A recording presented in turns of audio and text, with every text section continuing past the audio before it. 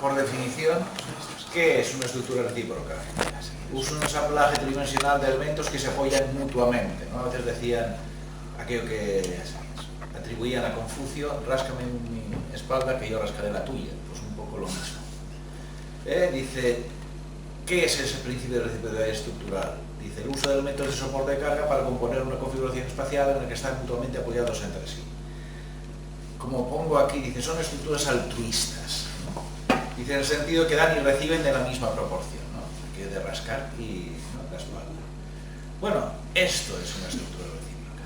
Ahora cuando decís, pues no sabía yo que esto era una estructura recíproca. Porque fijaros que para que funcione esta viga, o sea, llamémosle viga, se está apoyando en esta viga y en el soporte. Pero esta viga se está apoyando en el soporte y en esta viga. Y esta viga a la vez se está apoyando en el soporte y en esta viga. Es decir, se tiene que auto-apoyar para que esto funcione.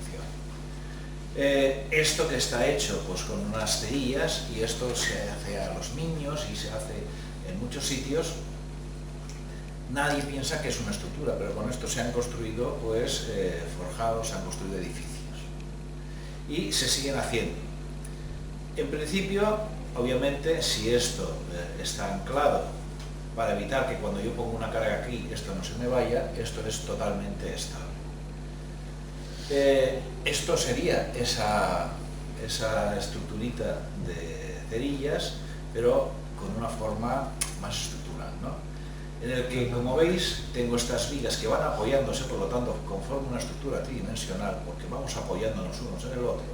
Y aquí podéis ver los esfuerzos que aparecen, ¿no? Hay una compresión, hay una flexión debido a estos dos puntos, tenemos una tracción en este punto y una cerradura o un cortante.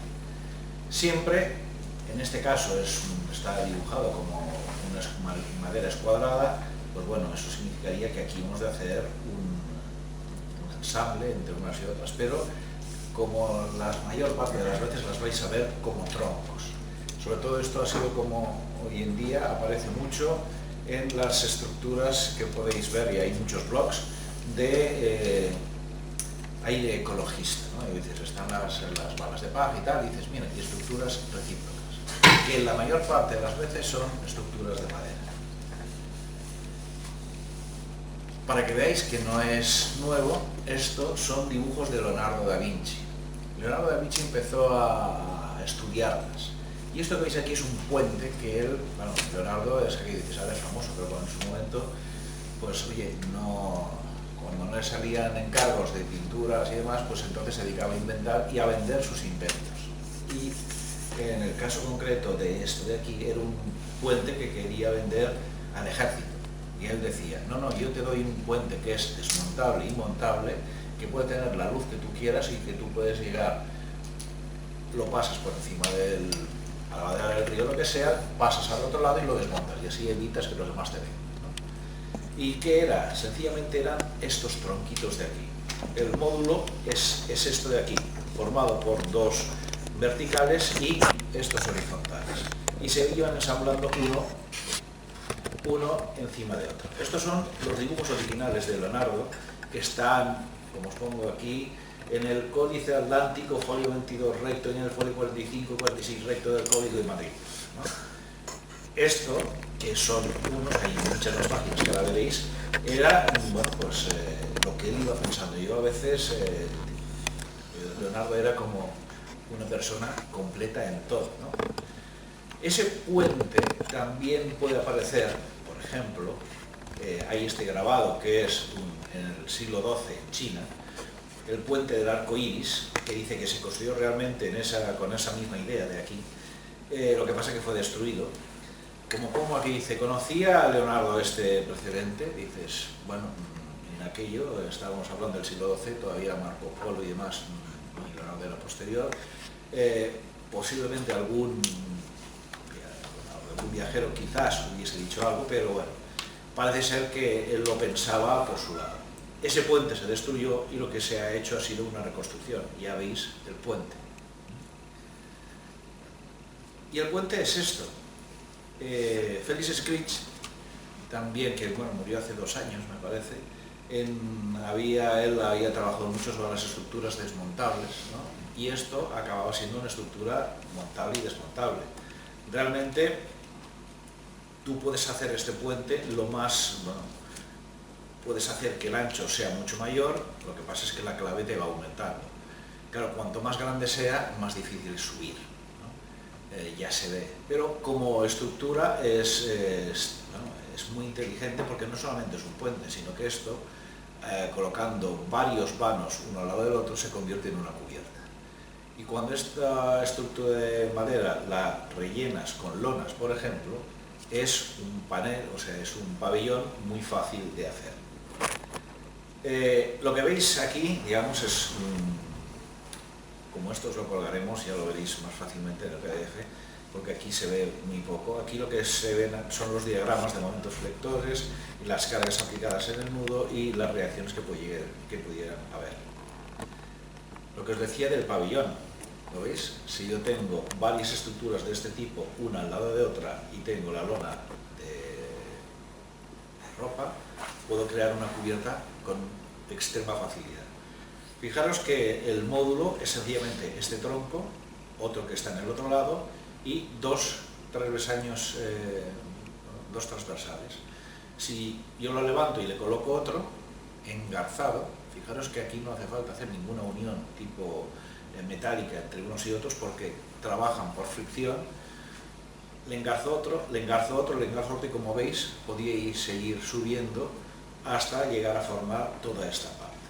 Esto para montarlo tienes que apuntalarlo, ¿no? Bueno, tú tienes aquí abajo que, bueno, igual que un arco, si tú haces un arco con madera, sin tensarlo lo tienes que anclar, porque si no se te tenderá a abrir. No, pero este de aquí, fíjate que cuando tú aplicas la carga vertical hacia de arriba a abajo, de alguna forma tiende a abrir, pero el engarce que hay entre un tronco y el otro, funciona bastante bien.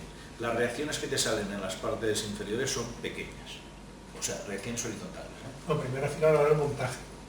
Ah, bueno, pues es eso, si tú tienes estos están cogidos, tú levantas, bueno, ese levantar, cuantos más tienes que hacer un apuntamiento provisional para levantarlo, ¿no? Pero bueno, ya lo veis, o sea, es fácil.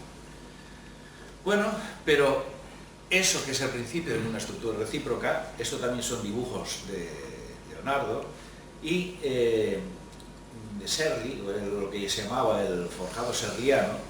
Fijaros que era cuando yo tengo que cubrir una superficie y las vigas o el tronco que tenía no me llegaban, porque de aquí a aquí la luz era muy grande, pues lo que hacían eran estructuras de este tipo.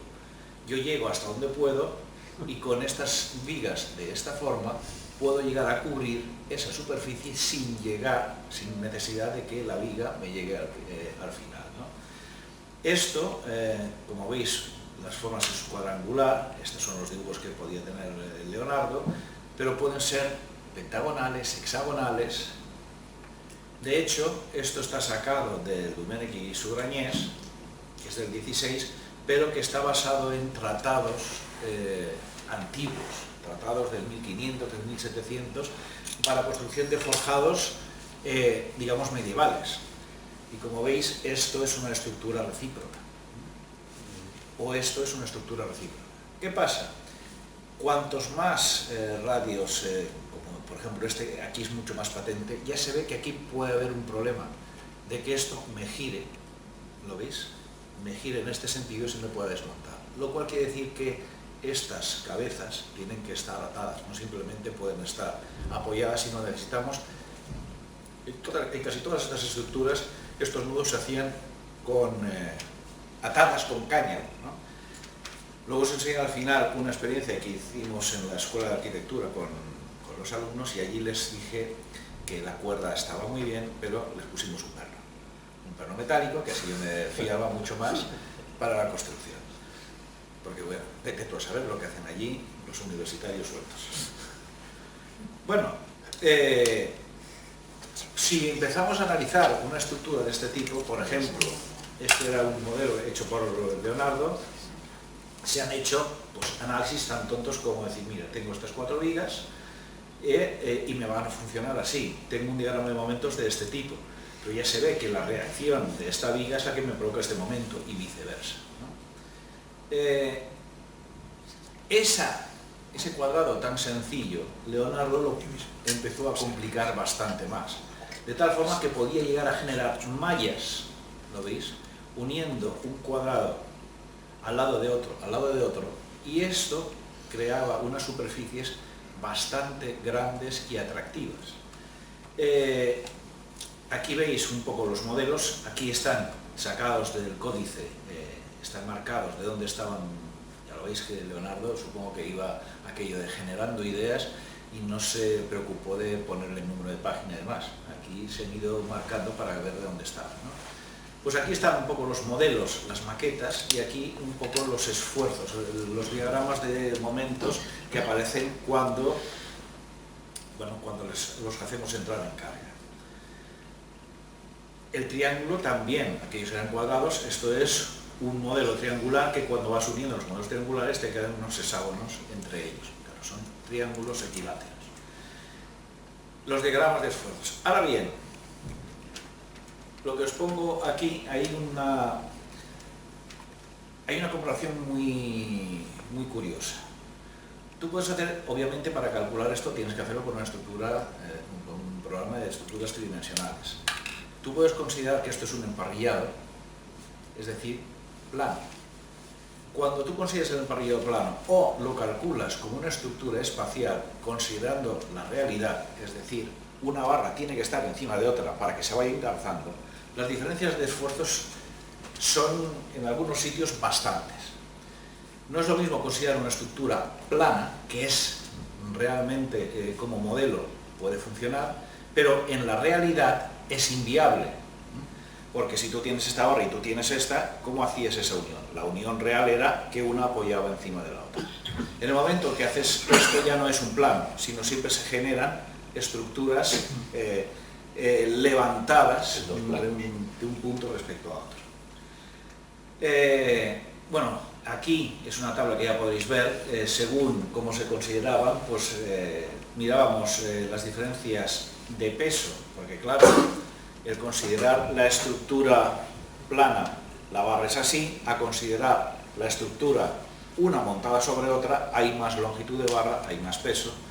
Las diferencias de momentos y de cortantes eran un poco distintas. ¿Veis? Considerarlo plano o considerar en la realidad que lo que nos hace es crear una especie de cúpula. Bueno, las diferencias aquí es momentos flectores en 2D, pero aquí tenemos flectores en 3 dimensiones. Aquí hay unos axiles en 3D, mientras que aquí, al ser un elemento que en principio sería plano, no habría axiles. En realidad, estas estructuras se están comprobando a flexo-compresión, están trabajando a flexo-compresión. Aquí tenéis otro modelo de ser una plataforma, o sea, un puente un poco más avanzado, pero como veis, está basado en el mismo principio del puente de Leonardo.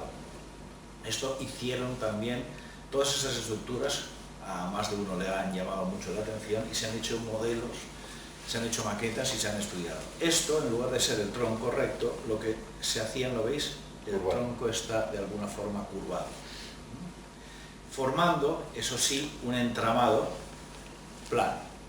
Este entramado se podía rellenar y se podía colocar en la parte superior o tableros, o se podían rellenar con elementos macizos, yesos, cementos, ¿no? Y podía formar sencillamente un forjado. Eso en realidad, perdona, es la estructura de un cañizo, del cañizo tradicional. Sí. Pero que bueno, que esto en principio se pensaba, bueno, estaba Leonardo y demás lo pensaban para forjados, no el cañizo que podemos tener para el falso techo, ¿no? Sino como forjado, ¿no? Bueno, cuando os he dicho de yeso, Fernando Vegas, que supongo que conoceréis, ¿no? Que es de la UPV, él refuerza estructuras de madera. Y cuando hablábamos con él, digo, sí, estamos haciendo ahora en LACE, por ejemplo, una monografía de estructuras de madera mixtas con hormigón. Y él me decía, no, es que a mí el hormigón no me gusta, yo los hago con madera y yeso. Digo, ¿y eso lo has ensayado, lo has calculado? Dice, no, lo hago así a sentimiento. Ha hecho varias y no se le han caído. Digo, bueno, pues mira, vamos a empezar y voy a empezar a modelizarme a ver cómo funciona la madera y el yeso, ¿no? Que a lo mejor lo miraremos un poco más avanzado con anhidrita en lugar de un yeso normal. Pero bueno, pero que el yeso es fantástico, aguanta un montón. Bueno, aquí lo que se hacía era, dices, este puente de aquí, ¿cómo podía modelizarse? Porque cuando tú ves estas estructuras y esta maqueta tan sencilla, tú vas entrelazando, muchas veces cuando intentas analizar un tipo de estructura como esta, lo importante es ver cómo haces el modelo matemático para que se parezca lo más posible a la realidad. Porque puedes pensar, o sea, incluso el indicar la unión es articulada, la unión es empotrada, y claro, se pasaba a que esto podía llegar a ser una simulación como esta, pero realmente lo que tenemos aquí es una barra, que sería una barra, pero esta barra aquí está separada. O sea, no podemos decir que esta barra y esta barra estén unidas. Claro, el problema era cómo modelizarlo. Y entonces se empezaban a hacer, pues eso, simulaciones en las que las barras no llegaban. Claro, y cuando empiezas, yo a veces pienso, todo lo que aquí en esta modelización se estaban pensando, ¿no? Y cuando Leonardo lo hizo, que seguramente no hizo ni un solo número de esta forma, nos liamos la manta a la cabeza para algo que dices, es tan sencillo y funciona tan bien, para que luego nosotros aquí estemos diciendo, oye, pues aquí me falla por axil o me falla por cortante. A él le funcionaba. Bueno, fijaros que aquí son los diagramas que podemos tener de axiles y los problemas que pueden aparecer en los nudos, porque las estructuras de madera, independientemente de que hablemos de estructuras recíprocas, es tan importante o tan complicado el cálculo de la barra como el cálculo de la unión. Incluso yo diría que más. Las uniones son importantísimas. Son uniones que tienen que ser isostáticas en general. Hay muy pocas que puedan considerarse que sean rígidas y en todo caso serían semi-empotramientos. Y claro, el modelizar esto según qué programas es muy difícil de determinar que en un cierto momento se te desconecte una barra de la otra. Bueno, un poco como la teoría, pero ahora ved las construcciones hechas con estructuras recíprocas. Como os decía, normalmente es de lo que podríamos decir la gente más hippie, ¿no? Más aquello eco. Pero son construcciones que, si vais por países de África o incluso del Oriente Medio, encontraréis de este tipo de estructuras sin ningún tipo de problemas. Esto está hecho en una escuela, muchos son de escuelas. Aquí, como he puesto el blog, y si tenéis, cuando descarguéis el PDF, creo que he puesto un link para que podáis entrar. Aquí he puesto unas fotos, pero podéis entrar y allí se explica cómo se construye, cómo se ha hecho. Fijaros que de un soporte, que es una pared, a partir de esa pared lo que se hace es construir esta estructura. Ya no estamos hablando de 4 o 5, fijaros que estamos hablando de un montón de barras. Y algo muy importante es que con estas barras tú puedes jugar a hacer este óculo. Este óculo puede ser muy pequeño o puede ser muy grande, lo que te permite hacer una linterna interesante. Aquí Lifelines es, junto con un grupo, pues ahora veréis muchas fotos en las que se van haciendo estas estructuras recíprocas y ya se ve que para montarlo necesitas tener algún apoyo, porque si no, hasta que todas están bien trabadas, esto no funciona.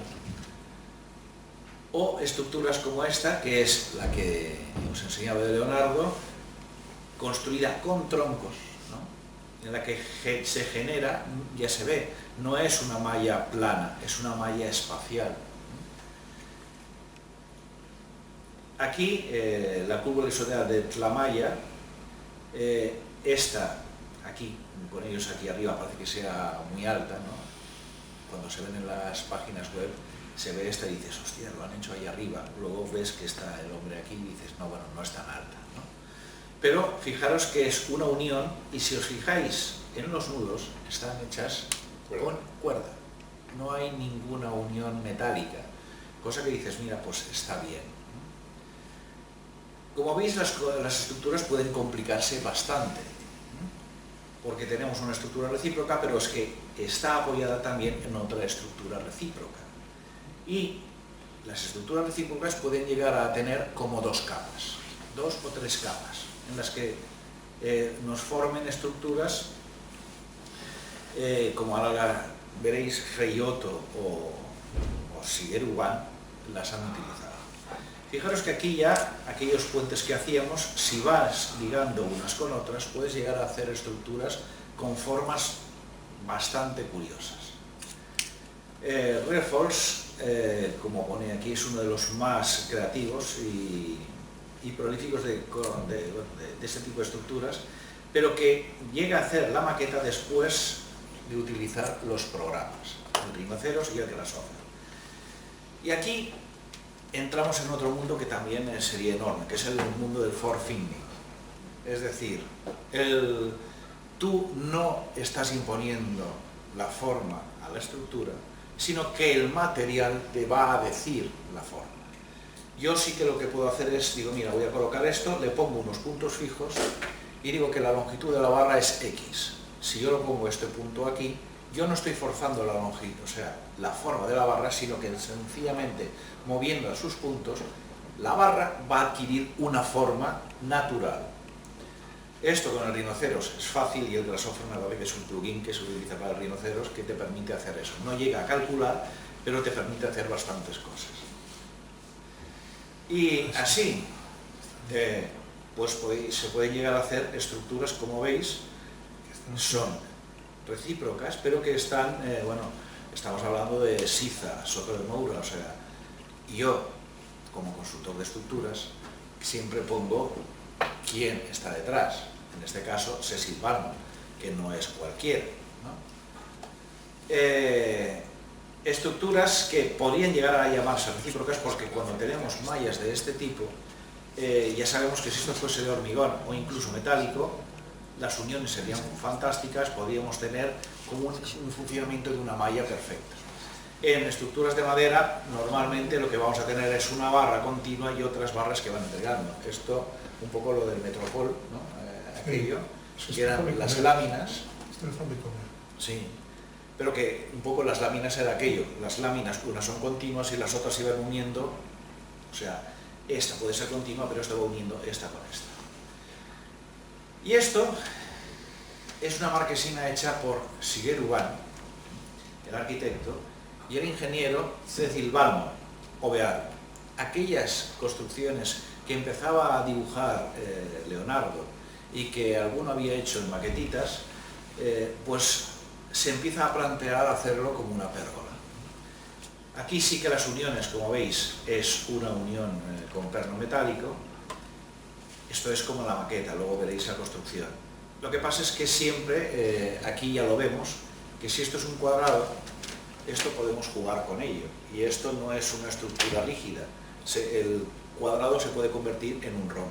Lo cual quiere decir que hemos de tener muy claro dónde están los apoyos para que esto no se nos deforme.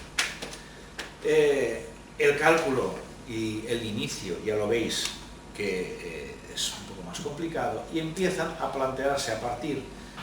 Estos son los primeros esbozos con maderas que van de una sola barra de madera.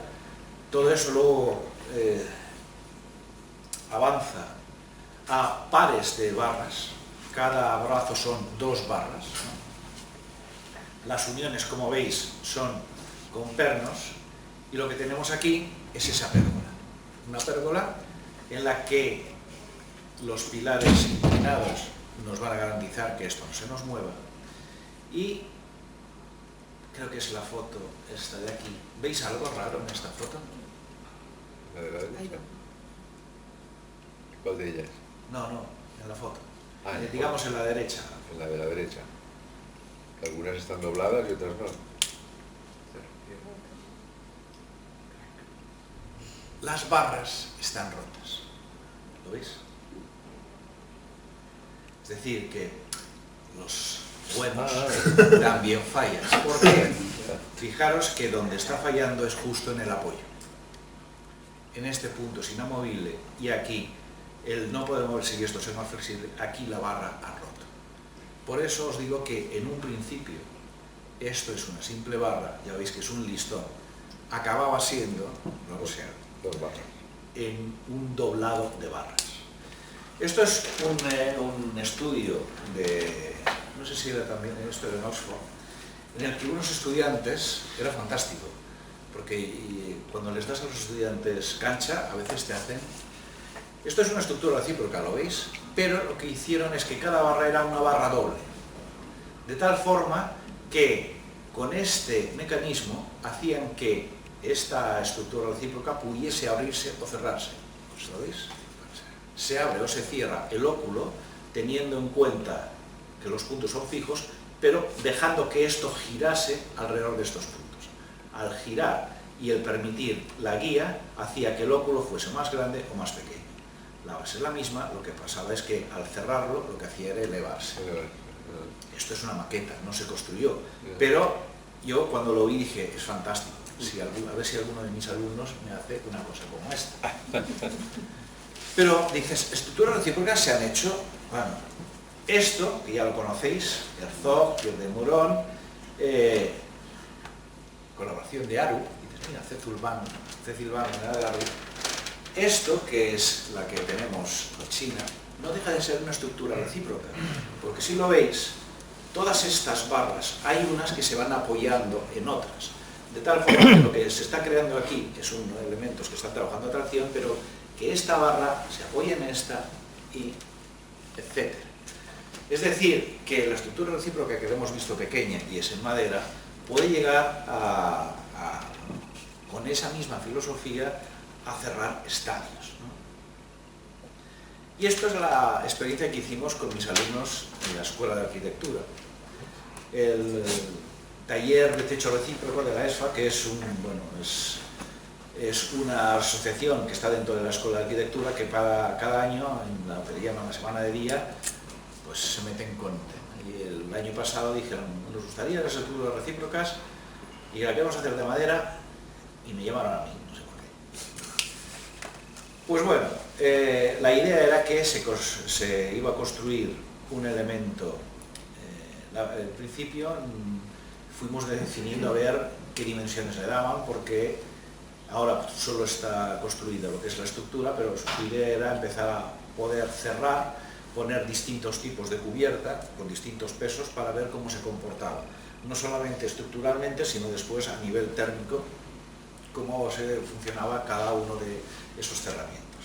En principio, pues claro, definimos que el ancho era unos 5 metros, el diámetro interior será unos 4,6 porque había una alera, ¿no? Y lo primero era decir, hay que modelizarlo, pues por ejemplo, para calcularlo en un programa, con AutoCAD. Y es lo que decíamos, esto no puede ser una malla plana.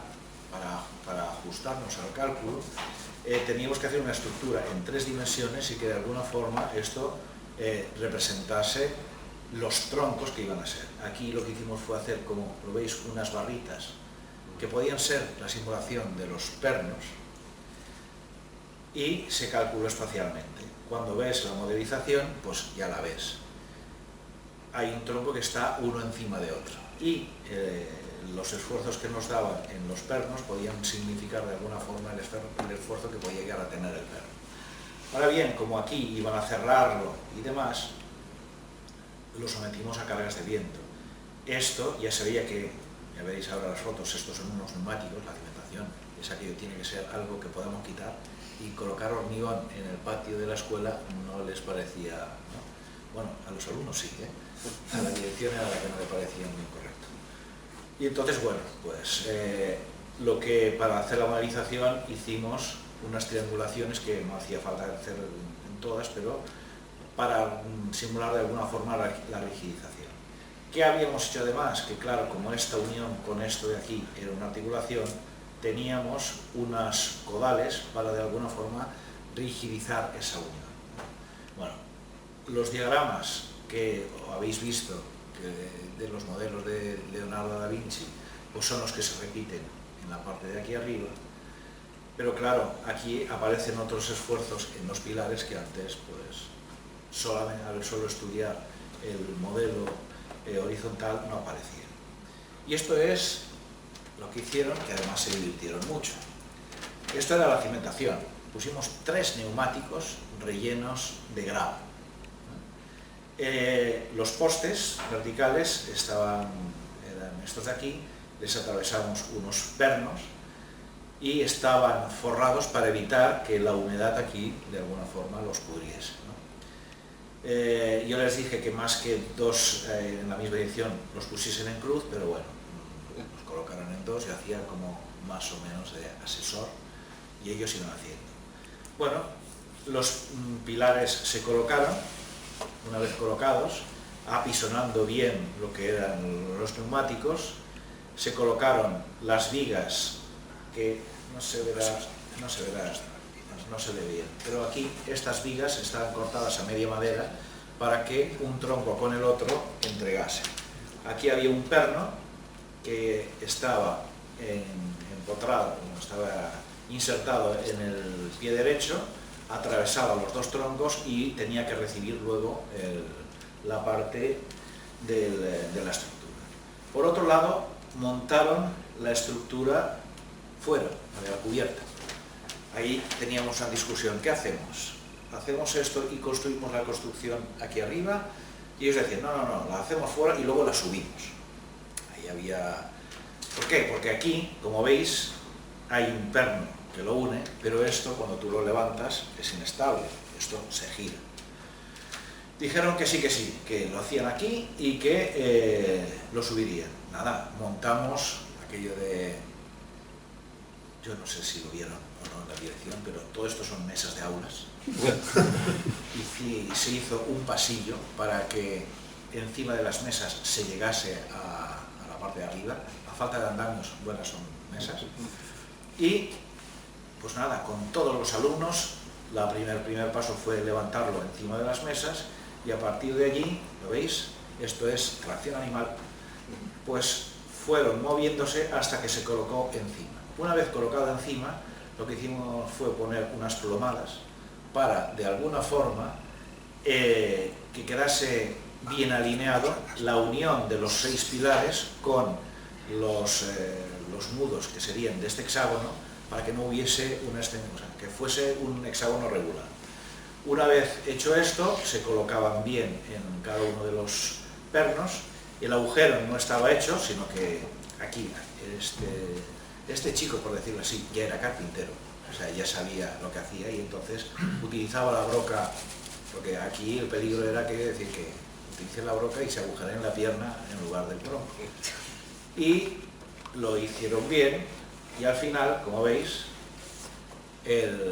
la estructura recíproca que está en la escuela, o sea, si alguno vais por la escuela de arquitectura, esto es lo de aparejadores y aquí esto sería la biblioteca de la escuela y esto sería la escuela de arquitectura, pues está montado esa estructura recíproca. Y como un apunte, como algo, ¿a alguien le suena el sistema Zollinger? Bueno,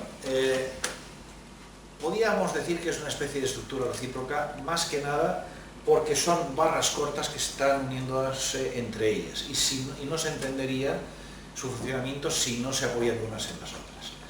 Zollinger, bueno, es una patente Zollinger del 24 y el edificio emblemático que había aquí en Barcelona era para la Expo del 29, lo que decían que era el pabellón, me parece que era austríaco o el alemán, que luego, cuando se fue y lo ocupó Santa Cole, por allí por Sarriá, que, bueno, ya Santa Cole se fue de allí y ahora es de un privado y ya no se puede ir a visitar. Luego habíamos ido a visitar con algún alumno, como era la exposición de luces, íbamos a ver luces, ¿no? Y era curioso porque todo el mundo miraba la estructura y no miraba nadie una luz, pero bueno, no sé. Por eso se fueron. Por eso se fueron. Pero ya nos conocían y entonces ya... Bueno, el sistema Zollinger se basa, digamos, en este nudo. Va formando rombos y son unas barras que te coge 2 rombos. Y ya veis que la unión es un poco así, cuando tú lo ves en la foto natural dices, es un poco como caótica, porque tienes esta y esta de aquí. Con esto se forman mallas espaciales e incluso cúpulas, lo cual quiere decir que a veces el asiento entre las 3 barras no es exactamente el que se debería hacer. Pero bueno, esto está basado en estructuras que había antiguas de realizar pues, pináculos y cubiertas inclinadas en las que lo que se hacía era triangularizar de esta forma.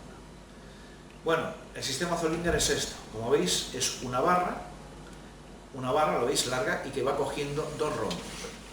Y las uniones están aquí.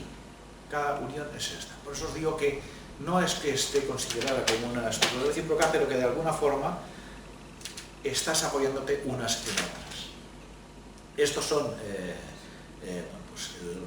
la iglesia de San Alberto el Grande en Leverkusen. Ya veis el tamaño que tiene esta cubierta, y sencillamente con esta sencillez de nudo se permite hacer cúpulas.